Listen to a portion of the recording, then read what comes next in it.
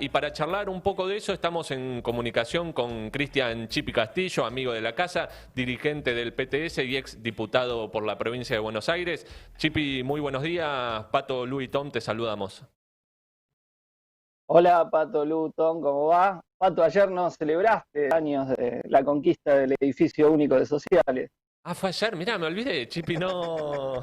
10 años toma de ministerio, Victoria, El dato en que me aquel estás momento tirando, donde Chipi. estabas ahí. Está, Carpetazo. sí, está Mirá, Pato. en la última, en el último acta está mi firma ahí. Me recuerdo bien ese día. Pero no es el tema que nos trae hoy acá, Chipi. ¿Cómo andás? Todo bien. Bueno, queríamos charlar un poco esto sobre la situación nacional. Si te parece, en primer lugar, nosotros veníamos viendo un poco los banderazos y las movilizaciones que viene habiendo de los sectores de la derecha. ¿Vos cómo interpretás esto? No creo que haya habido una novedad relevante respecto a los sectores, ¿no? Es una parte, digamos, de la oposición de Juntos por el Cambio, que bueno, que se expresa marcando la cancha por derecha, por decirlo de alguna forma, en la situación política, expresando, digamos, una línea que en realidad no se corresponde tanto con lo que está haciendo el gobierno, ¿no? Porque Claro. es un gobierno que ha pactado con el 3, como quería toda la clase dominante, que va camino a hacerlo con el FMI, como quería toda la clase dominante. En la pandemia está aplicando un ajuste muy fuerte sobre todo el pueblo trabajador, con caída del salario. Fíjense que el salario mínimo, estamos al blue, es de apenas $100, solo por arriba de Mesil, contabilidad, recuperación brutal del empleo, aumento de la pobreza, aumento de la desocupación. Y donde cada insinuación más o menos tibia del gobierno, bueno, la derecha marcó la cancha, el gobierno retrocedió. La derecha, digo, en el sentido de lo más graneado de la clase dominante, ¿no? Que tenía un gobierno que más directamente le respondía en su coalición social, en su base de apoyo con Mauricio Macri, y ahora tiene un gobierno que es una coalición más heterogénea, evidentemente, digamos, lo más concentrado capital, presiona para que no le toquen nada y para empujar al gobierno más aún hacia una política pro-patronal de la que ya tiene, ¿Te ¿no? parece que Y el gobierno, digo, o retrocede o tiene, digo, una política de conciliación, ¿no? Y el coloquio de ideas, ¿no? De Claro. Alberto hablándole a los empresarios el lenguaje que ellos quieren. Me da la impresión que la reacción de la derecha frente a las vicentineadas o los retrocesos del gobierno envalentonan más a estos sectores. No sé cómo la ves vos. Sí, pero son sectores, digo, que a diferencia de cuando gobernaba Cristina entre el 2011 y el 2015, donde la oposición había sacado el 17% Wiener y tenía un perfil más de centro-izquierda, ahora Fernández ganan con una oposición que tiene el 41% y claramente ubicada más a la derecha de lo que era aquella.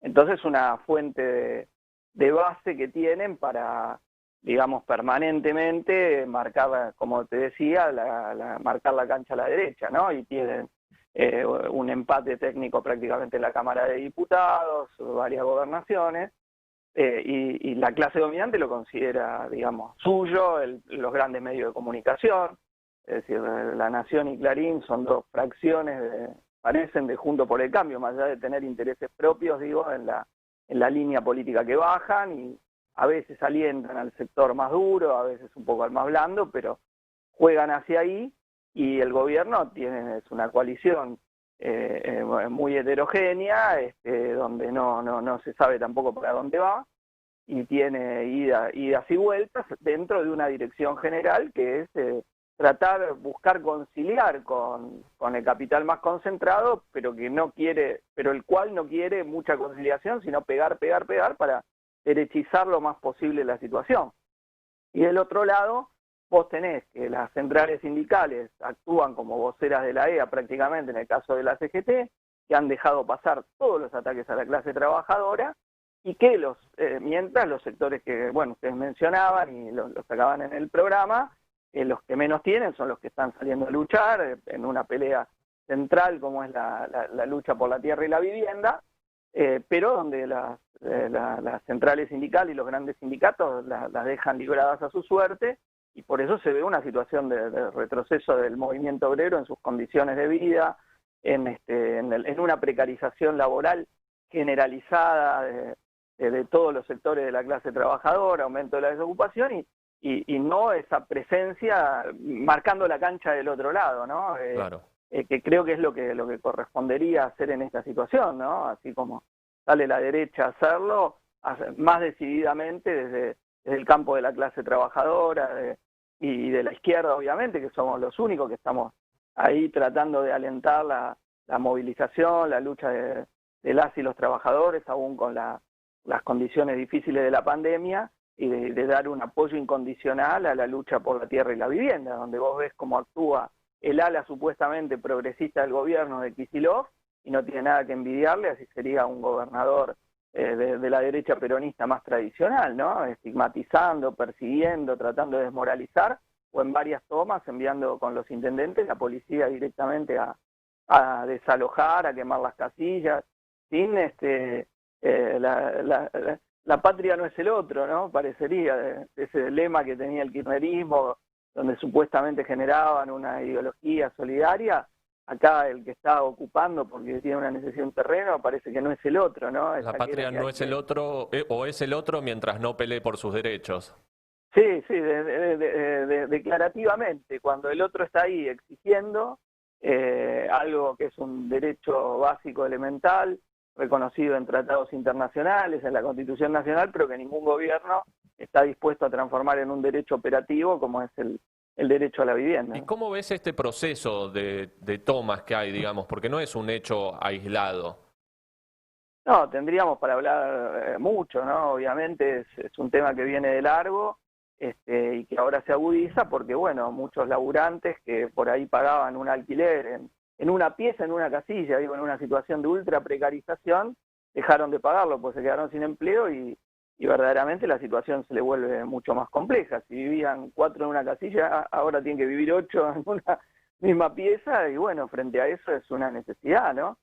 Y creo que eso es lo que está detrás. Cuando dicen que está detrás, la necesidad de algo que viene siendo una cosa sin respuesta, una demanda sin respuesta de todos los gobiernos. Se calcula 4 millones de familias en emergencia habitacional, en situaciones muy diversas, pero con un punto común, y donde prácticamente no hay construcción de vivienda. Ya venía de la época de Scioli, después con Vidal tampoco, digo para el caso de la provincia de Buenos Aires, pero es extensible a todo el país, de un mercado de la tierra que se ha ido concentrando para los negocios de la especulación inmobiliaria y para los negocios de emprendimientos de alto poder adquisitivo, como son los barrios y los country, ¿no? Que ocupan ya 2 veces y media la ciudad de Buenos Aires, entre 2 y 2 veces y media, según los estudios que uno consulte, pero donde viven menos de 300.000 personas, cuando viven 3 millones de personas en la ciudad. Entonces, fíjate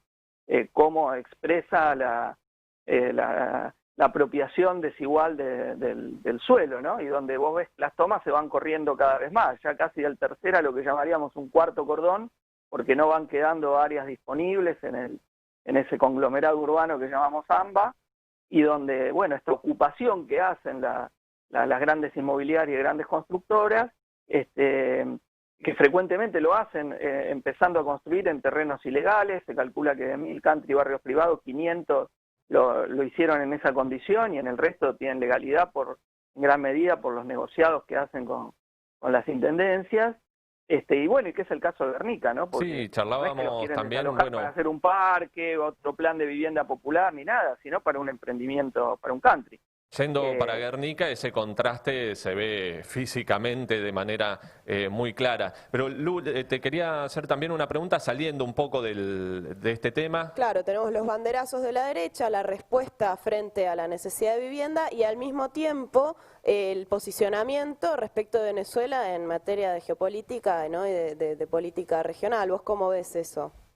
Bueno, el gobierno tomó una medida que fue muy cuestionada por un sector de su propia coalición, que es el voto favorable en el Consejo de Derechos Humanos de la ONU, que no forman todos los países de la ONU, sino una cantidad determinada que no llega a 50, donde hubo 22 votos a favor, 22 abstenciones, 3 en contra, y donde el gobierno hizo un voto pensando en la negociación con el FMI a partir de un arreglo con el gobierno de Trump, ¿no?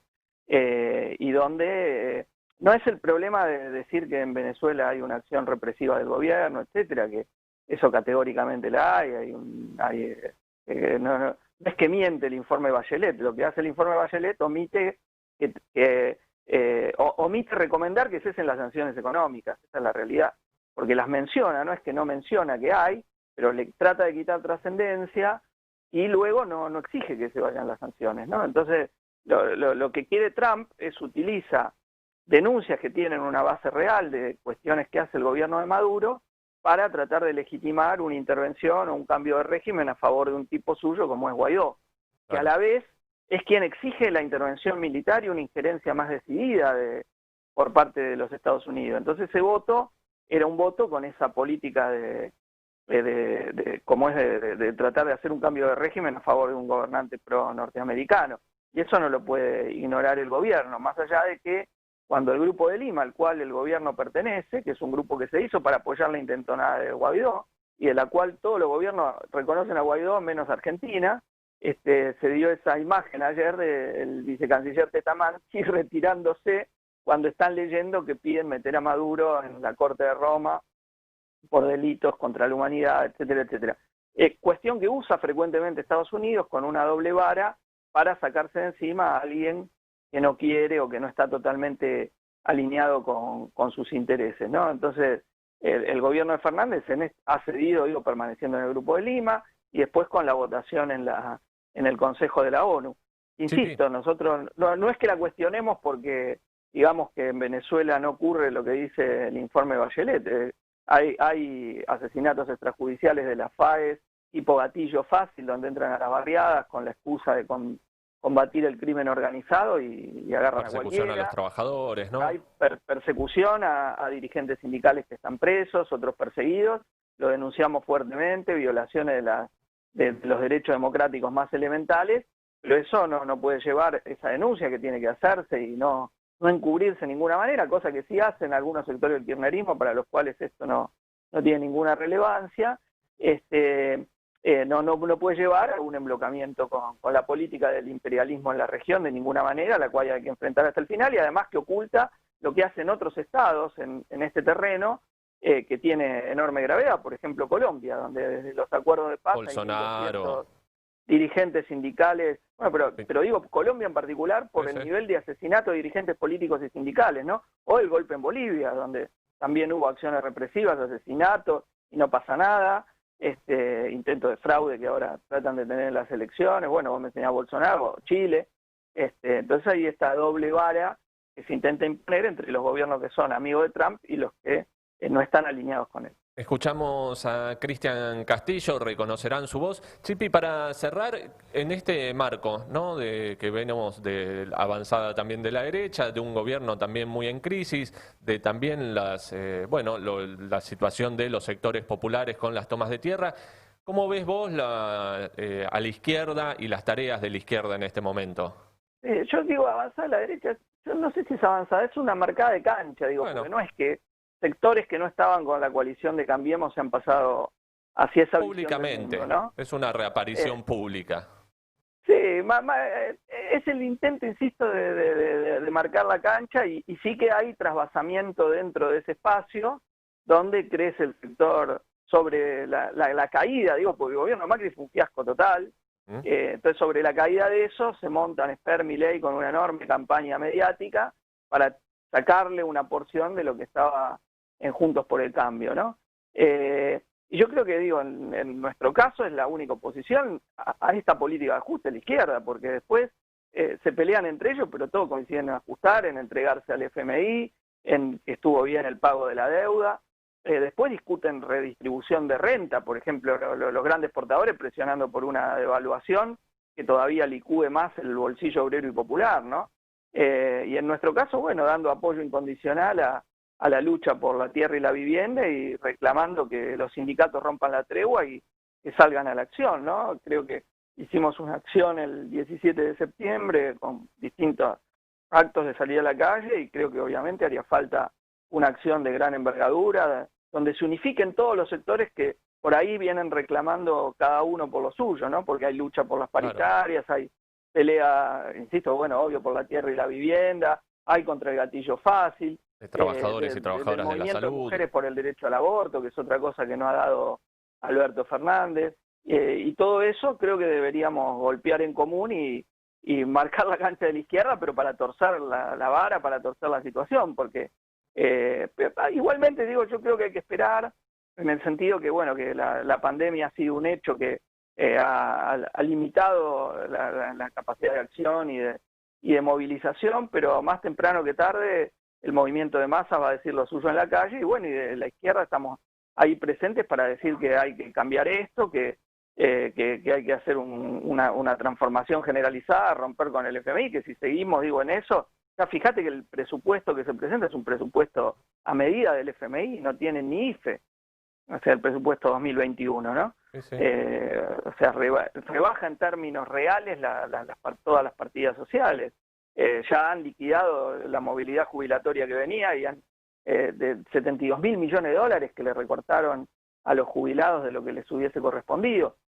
Entonces ya es un presupuesto tributo al Fondo Monetario Internacional el que se va a votar y donde van a votar juntos y la izquierda sola va a estar en contra, ¿no? Y un 8% creo que somos se destina un polo político, digo, por también. una salida anticapitalista que es la única que puede evitar que esta catástrofe siga cayendo sobre el conjunto del pueblo trabajador. Te agradecemos mucho la comunicación, Chip, y bueno, seguramente vamos a seguir en contacto. Son semanas agitadas también en la política nacional y es muy importante esto también, ir viendo una perspectiva desde la izquierda para seguir construyendo. Es una alternativa anticapitalista. Te mandamos un abrazo muy grande acá desde el piso. Bueno, Pato, un abrazo.